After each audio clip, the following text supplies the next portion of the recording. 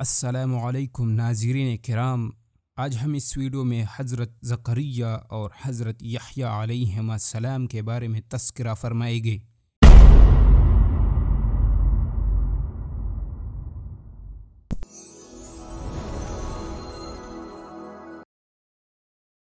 سامعین کرام، بخت نصر کا بیت المقدس پر حملہ کرنے کے پورے 384 سال بعد حضرت زکریا کا زمانہ آتا ہے۔ حضرت زکریا اللہ کی پیغمبروں میں سے ایک پیغمبر تھا۔ اللہ تعالیٰ نے انہیں بنی اسرائیل کی طرف مبعوث کیا تھا۔ حضرت زکریا بیت المقدس میں پیش امام تھا اور وہ اللہ تعالیٰ کی دین کی خدمات سر انجام دے رہا تھا۔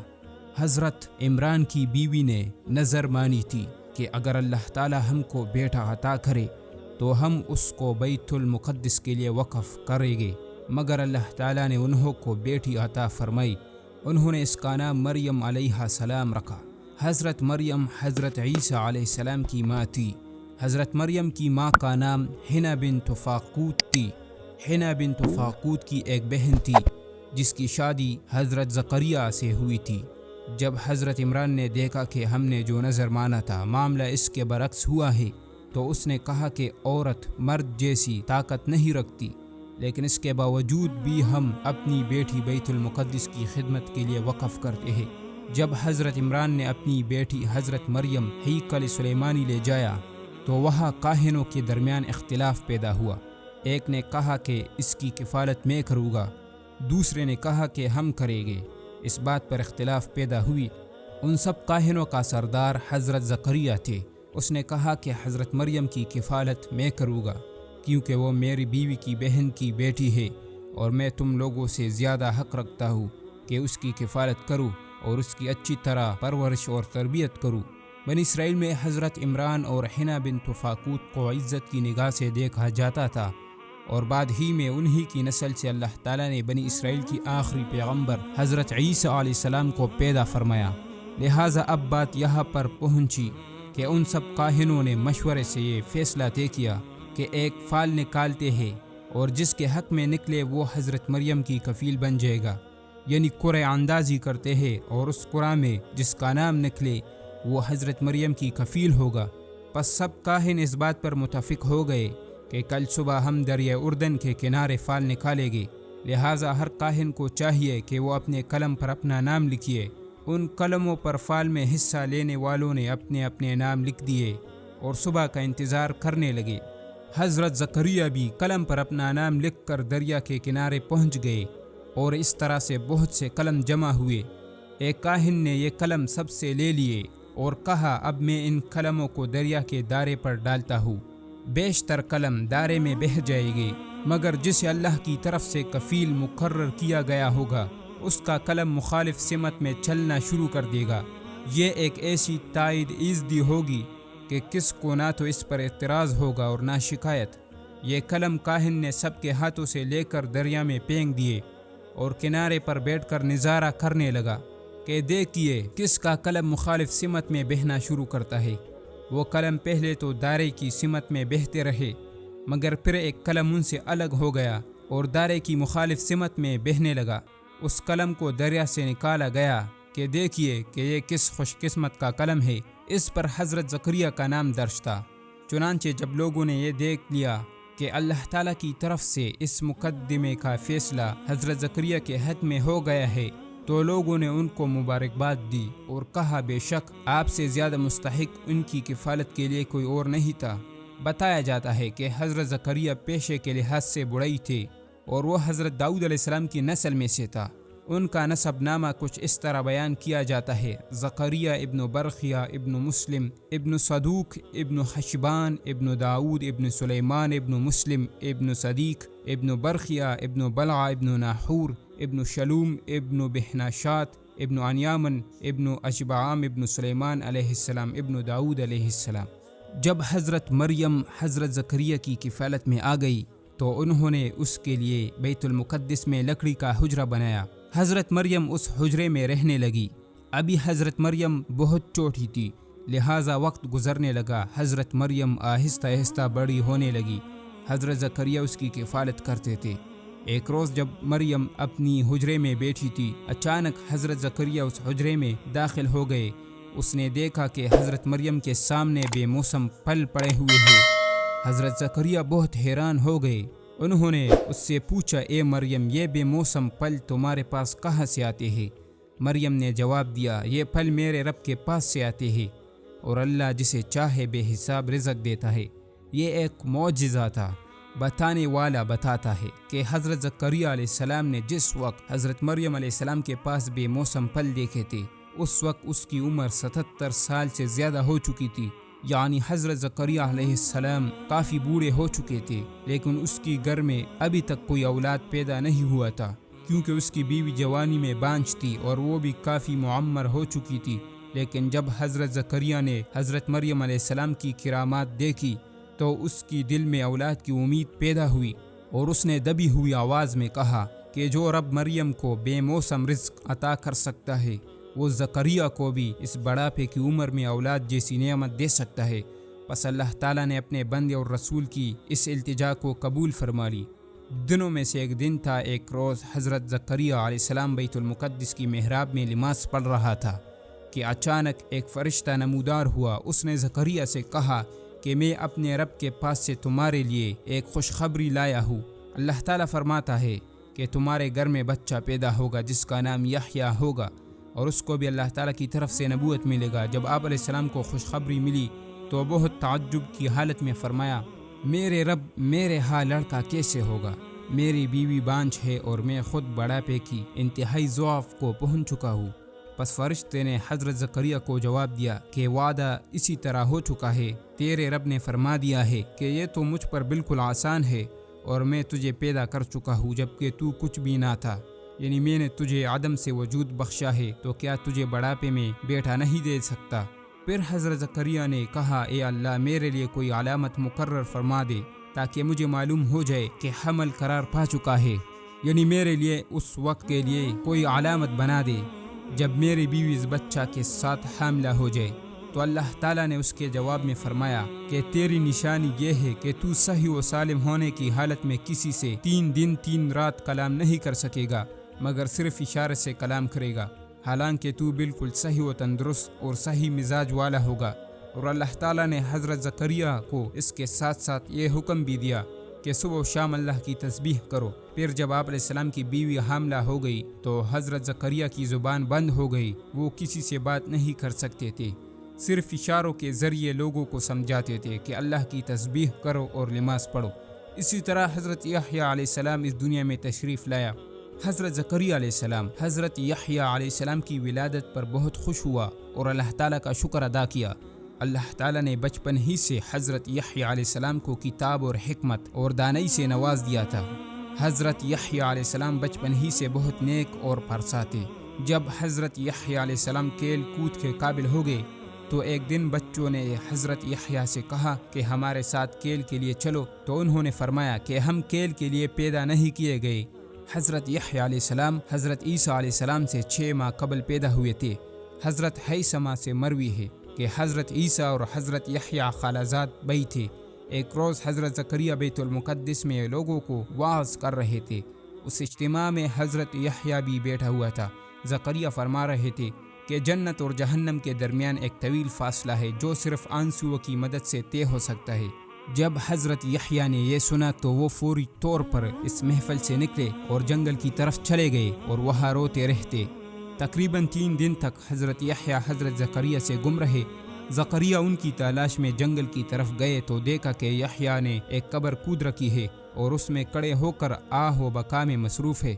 حضرت زکریا نے فرمایا، بیٹا، میں 3 دن سے تیری تلاش میں ہوں اور تو یہاں قبر کود کر اس میں کھڑا رو رہا ہے۔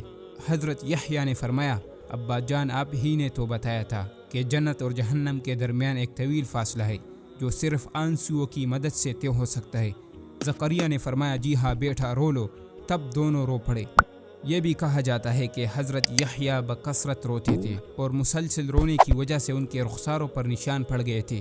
علماء نے بیان فرمایا ہے کہ یحییٰ بہت زیادہ تنہائی پسند تھے۔ آپ جنگلوں میں چلے جاتے، درختوں کے پتے کھاتے اور چشموں کا پانی پیتے۔ اور بھیڑ بکریوں کے بالوں سے بنایا ہوا لباس زیب تن فرماتے، پھر فرماتے یحییٰ تجھ سے زیادہ نعمتیں کسے حاصل ہے؟ حضرت حسن سے روایت ہے، انہوں نے فرمایا حضرت یحییٰ اور حضرت عیسیٰ علیہما السلام کی ملاقات ہوئی تو حضرت عیسیٰ نے انہیں فرمایا میرے لیے مغفرت کا دعا کیجیے کیونکہ آپ مجھ سے افضل ہے۔ حضرت یحییٰ نے فرمایا آپ میرے لیے دعا کریں کیونکہ آپ مجھ سے افضل ہے۔ حضرت عیسیٰ نے فرمایا آپ مجھ سے افضل ہے۔ میں نے اپنے لیے سلامتی کی دعا کی اور آپ کو اللہ نے سلامتی کی دعا دی۔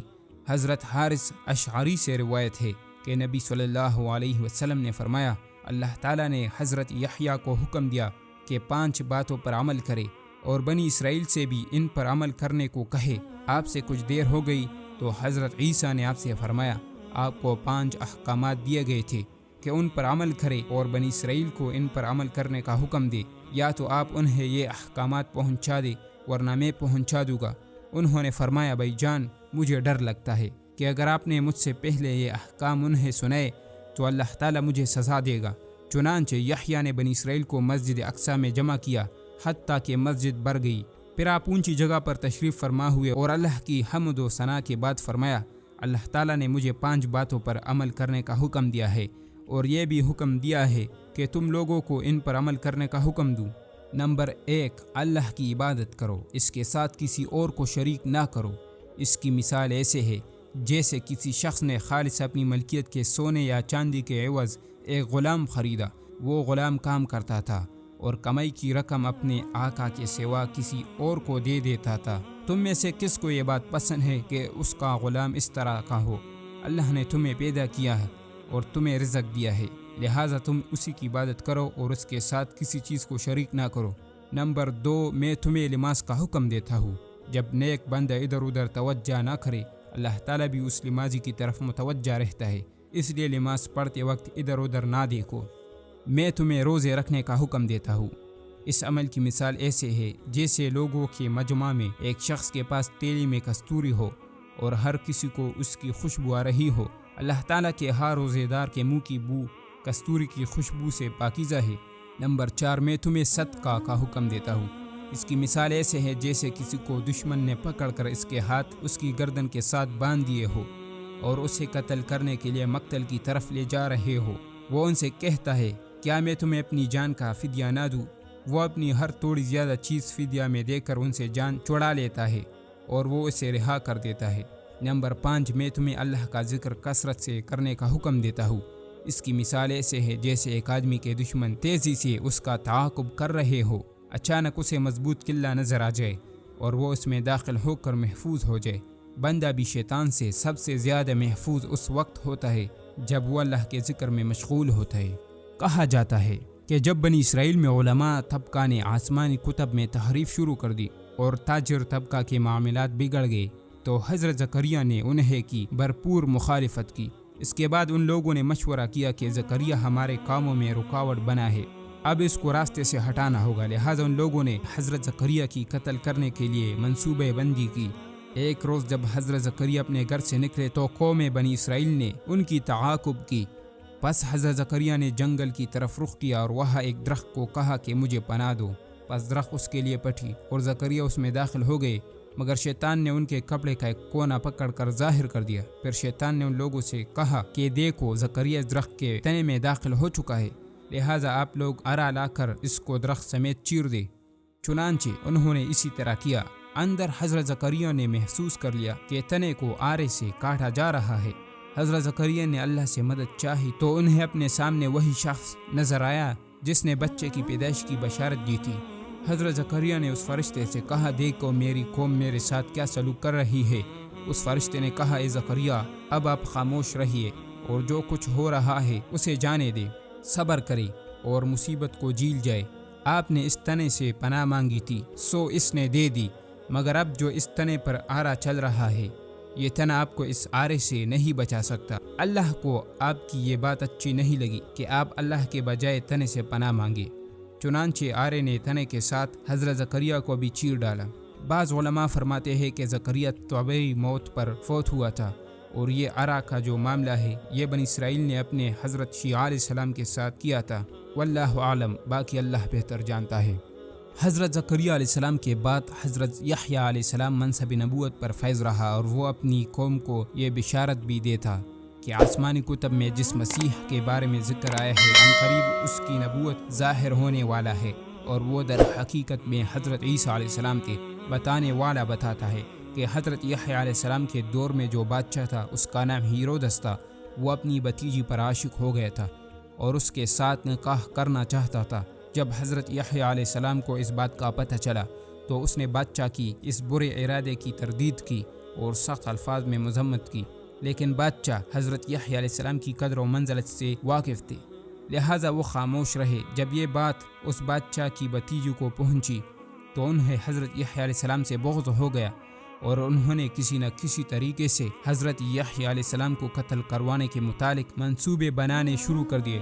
آخر کار اس لڑکی کی ماں نے یہ چال چلی کہ اپنی بیٹی کو بادشاہ کی محفل ناؤ نوش میں زرق برق لباس پہنا کر اور سولہ سنگار کر کے پرکشش بنا کر بیچ دیا، اور ساتھ سمجھا دیا کہ بادشاہ کے روب میں آ کر اسے اپنے اوپر غلبہ نہ پانے دینا، البتہ جب وہ تمہاری طرف متوجہ ہو تو زیر ہونے کے لیے یہ شرط رکھنا کہ پہلے حضرت یحییٰ علیہ السلام کو قتل کر دے۔ چنانچہ لڑکی نے یہی کیا، اور بادشاہ کے 1000 بار منع کرنے پر بھی اپنی شرط پر اڑی رہی۔ جب لڑکی اس شرط پر بضد رہی کہ جب تک مجھے حضرت یحییٰ علیہ السلام کا سر تشب میں لا کر نہ دیا جائے تمہیں قربت نہ دوں گی، آخر کار بادشاہ اس کے چھالوں میں پھنس گیا۔ جب بادشاہ نے حضرت یحییٰ کو ذبح کروا کے تشتری میں اس لڑکی کے سامنے ان کا سر رکھ دیا تو ان کے منہ سے آواز آئی، تمہارے لیے بھتیجی سے نکاح جائز نہیں۔ جب صبح ہوئی تو دیکھا کہ اس سر سے خون ٹھاٹھے مار کر بہہ رہا ہے۔ اس خون پر مٹی ڈالی گئی، لیکن اب خون مزید جوش مارنے لگا۔ پھر مٹی ڈالی گئی، مگر خون تھا کہ تھمتا ہی نہیں، یہاں تک کہ شہر کی فصیل تک پہنچ گیا اور اب بھی جوش مار رہا تھا۔ پس اللہ تعالیٰ ان قوم سے ناراض ہو گیا اور ان پر جو زرز ابن سابور مسلط کیا۔ جب وہاں انہوں نے 70,000 بنی اسرائیل قتل کیا، تب حضرت یحییٰ علیہ السلام کی سر کا خون بند ہو گیا۔ اس کے بعد نبوت کا ذمہ داری حضرت عیسیٰ علیہ السلام نے سنبھالی، اور اس پر اللہ تعالیٰ نے انجیل کا نزول کیا تھا۔ اس نشست کا اختتام اب ہونے والا ہے، آئندہ گفتگو جاری رہے گی۔